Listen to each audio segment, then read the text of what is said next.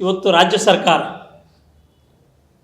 ಭಾರತೀಯ ಜನತಾ ಪಕ್ಷದ ಶಾಸಕರಿರ್ಬೋದು, ಮಾಜಿ ಶಾಸಕರಿರ್ಬೋದು, ಕಾರ್ಯಕರ್ತರಿರ್ಬೋದು, ಅವ್ರನ್ನ ಪೊಲೀಸ್ ಇಲಾಖೆಯನ್ನು ಬಳಸ್ಕೊಂಡು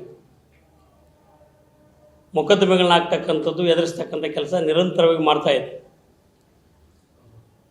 ಯಾವುದೇ ಇಲ್ಲಿವರೆಗೂ ಕೂಡ ಒಂದೇ ಒಂದು ಪ್ರಕರಣಗಳಲ್ಲಿ ಆಗಿರ್ಬೋದು, ಬೇರೆ ಹೆಚ್ಚು ಮಾತನಾಡದಿರ್ತಕ್ಕಂಥ ಮಾನ್ಯ ಬಸವರಾಜ ಬೈರತಿ ಅವರಿಗೆ, ಮಾಜಿ ಸಚಿವರು ಮತ್ತು ಶಾಸಕರು, ಅವ್ರ ಮೇಲೆ ಇವತ್ತು ಅವ್ರ ಕುಟುಂಬದವರು ಹೇಳಿದಾಗ್ಯೂ ಕೂಡ ಇಲ್ಲ, ಅದರಲ್ಲಿ ಅವ್ರ ಪಾತ್ರ ಇಲ್ಲ ಅಂತ ಅವ್ರ ತಾಯಿನೇ ಹೇಳಿದ್ದಾರೆ. ಸ್ವತಃ ಯಾರು ಕೊಲೆ ಆಗಿದೆ ಅವ್ರ ತಾಯಿನೇ ಹೇಳಿದ್ದಾರೆ.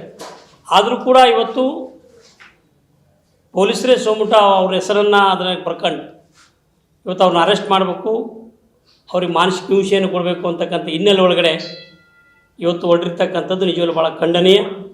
ಈಗಾಗಲೇ ಅನೇಕ ಜನ ಐಂದು ವರ್ಗದ ಹೆಸರು ಹೇಳಿಕೆಯನ್ನು ಅಧಿಕಾರಕ್ಕೆ ಬಂದಿರತಕ್ಕಂಥ ಸಿದ್ದರಾಮಯ್ಯನವರ ನೇತೃತ್ವದ ಸರ್ಕಾರ ಇವತ್ತು ಆ ವರ್ಗದ ಜನರನ್ನು ಕೂಡ ಟಾರ್ಗೆಟ್ ಮಾಡ್ಕೊಂಡು ಬಲಿ ಆಗ್ತಕ್ಕ ಒಂದು ಕಡೆ ಭಾರತೀಯ ಜನತಾ ಪಕ್ಷದ ಹಿರಿಯರನ್ನ ಮತ್ತು ಶಾಸಕರನ್ನ ಮತ್ತು ಕಾರ್ಯಕರ್ತ ಮಾಡ್ತಕ್ಕಂಥದ್ದು ಮತ್ತು ಐಂದ ವರ್ಗದಲ್ಲಿರ್ತಕ್ಕಂಥ ಬಿ ಜೆ ಪಿ ಇರ್ತಕ್ಕಂಥವ್ರನ್ನೂ ಕೂಡ ಬಗ್ಗಿಸ್ತಕ್ಕಂಥ ಕೆಲಸ ಇವತ್ತು ಮಾಡ್ತಾಯಿದೆ.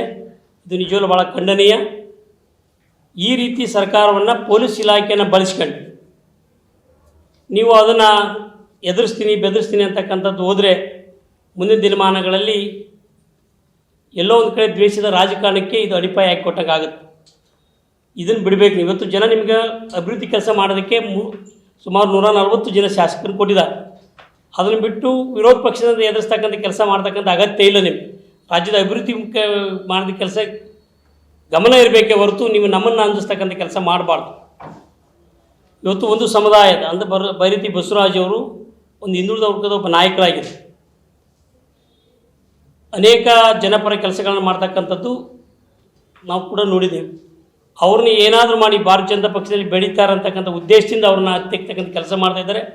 ಇದು ಭಾರತೀಯ ಜನತಾ ಪಕ್ಷ ಮತ್ತು ಸಮುದಾಯನೂ ಕೂಡ ಇದು ಭಾಳಷ್ಟು ಖಂಡನೆ ಮಾಡ್ತದೆ.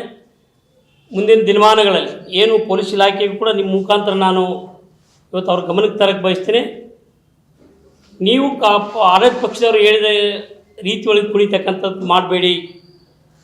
ಯಾಕಂದರೆ ನೀವು ನಿಷ್ಕ್ರಿಯ ಆದರೆ ಮುಂದಿನ ದಿನಮಾನಗಳಲ್ಲಿ ಇವತ್ತು ಈಗಾಗಲೇ ಈಗ ನೋಡಿದ್ವಿ ರಾಜ್ಯದಲ್ಲಿ ಏನು ನಡೀತಾ ಇದೆ ಅಂತಕ್ಕಂಥ ಗಾಂಜಾ, ಅಫೀಮು, ಕೊಕೇನು, ಕಳ್ಳ ಸಾಕಾಣಿಕೆ ಎಲ್ಲವೂ ಕೂಡ ಪ್ರಾರಂಭ ಆಗಿದೆ.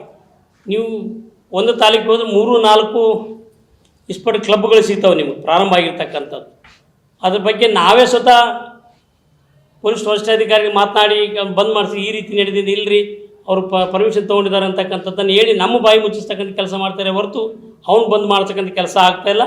ಈ ರೀತಿ ಒಟ್ಟು ಅಕ್ರಮದಲ್ಲಿ ತೊಡಗಿರ್ತಕ್ಕಂಥ ಈ ಸರ್ಕಾರ ಏನಾದರೂ ಮಾಡಿ ಜನರ ಮನಸ್ಸನ್ನು ತಮ್ಮ ಕುರ್ಚಿ ಉಳಿಸ್ಕೊಳ್ಳೋದಕ್ಕೋಸ್ಕರ ದಿವಸ ಒಂದು ಬದಲಾವಣೆ, ಯಾವ ಜನರ ಮನಸ್ಸನ್ನು ಬೇರೆ ಕಡೆ ಸೆಳೆಯೋದಕ್ಕೆ ಈ ರೀತಿ ಮಾಡ್ತಾಯಿದ್ದಾರೆ. ಇದು ಭಾಳ ಖಂಡನೀಯ. ಮುಂದಿನ ದಿನಮಾನಗಳಲ್ಲಿ ಭಾರತೀಯ ಜನತಾ ಪಕ್ಷ ಇದನ್ನು ಭಾಳ ಉಗ್ರವಾಗಿ ಖಂಡನೆ ಮಾಡ್ತದೆ. ಮತ್ತು ಏನು ಈ ರೀತಿ ನೀವು ನಾಟಕಗಳನ್ನ ಆಡ್ತಾಯಿದ್ರೆ, ಆಟವನ್ನು ಆಡ್ತಾಯಿದ್ದೀರಿ, ಇದನ್ನು ಬಂದ್ ಮಾಡದೆ ಹೋದರೆ ಜನ ಇವತ್ತೆಲ್ಲವನ್ನು ಕೂಡ ಮಾಧ್ಯಮ ಮೂಲಕ ನೋಡ್ತಾ ಇದ್ದಾರೆ. ಭಾಳ ಜನರಿದ್ದಾರೆ, ಯಾವುದು ಸತ್ಯ ಯಾವುದು ಮಿಥ್ಯ ಅಂತಕ್ಕಂಥದ್ದನ್ನು ನೋಡ್ತಾ ಇದ್ದಾರೆ. ಮುಂದಿನ ದಿನ ಇದು ನಿಮಗೆ ತಿರುಗಬಾಣ ಆಗಬಾರ್ದು. ಈ ದ್ವೇಷವನ್ನು ರಾಜಕಾರಣಕ್ಕೆ ನೀವು ನಾಂದಿ ಆಡಬಾರ್ದು. ಇಲ್ಲಿ ಸ್ಟಾಪ್ ಮಾಡಬೇಕು ಅಂತಕ್ಕಂಥ ಎಚ್ಚರಿಕೆಯನ್ನು ಕೊಡೋಕ್ಕೆ ಬಯಸ್ತೇನೆ. ಮತ್ತು 5 ವರ್ಗದ ಹೆಸರುಗಳು ಬಂದಿರ್ತಕ್ಕಂಥ ನೀವುಗಳು 5 ವರ್ಗದ ತುಳಿತಕ್ಕಂಥ ಕೆಲಸವನ್ನು ಮೊದಲು ಬಿಡಿ ಅಂತಕ್ಕಂಥದ್ದನ್ನು, ನಿಮ್ಮ ಕುರ್ಚಿಗೋಸ್ಕರ ಎಲ್ಲವನ್ನೂ ಕೂಡ ಈ ರೀತಿ ಮಾಡಬೇಡಿ ಅಂತಕ್ಕಂಥ ಎಚ್ಚರಿಕೆಯನ್ನು ಕೊಡೋಕ್ಕೆ ಬಯಸ್ತೀವಿ. ಇದೇ ರೀತಿ ಮುಂದುವರೆದರೆ ಭಾರತೀಯ ಜನತಾ ಪಕ್ಷದ ಇವತ್ತು ಅಧ್ಯಕ್ಷರು ಕೂಡ ಇದ್ದಾರೆ, ಕಾರ್ಯದರ್ಶಿಗಳು, ರಾಜ್ಯ ಕಾರ್ಯದರ್ಶಿಗಳು ಕೂಡ ಇದ್ದಾರೆ. ನಾವು ಇದ್ರ ಬಗ್ಗೆ ಹೋರಾಟವನ್ನು ಮಾಡ್ತಕ್ಕಂಥ ಅನಿವಾರ್ಯ ಆಗುತ್ತೆ ಅಂತಕ್ಕಂಥ ಎಚ್ಚರಿಕೆಯನ್ನು ಬಯಸ್ತೀವಿ, ಕೊಡೋಕ್ಕೆ ಬಯಸ್ತೀವಿ. ನ್ಯೂಸ್ ಫಸ್ಟ್, ನಿರ್ಭೀತಿಯಿಂದ ನಿಮ್ಮ ಪರವಾಗಿ.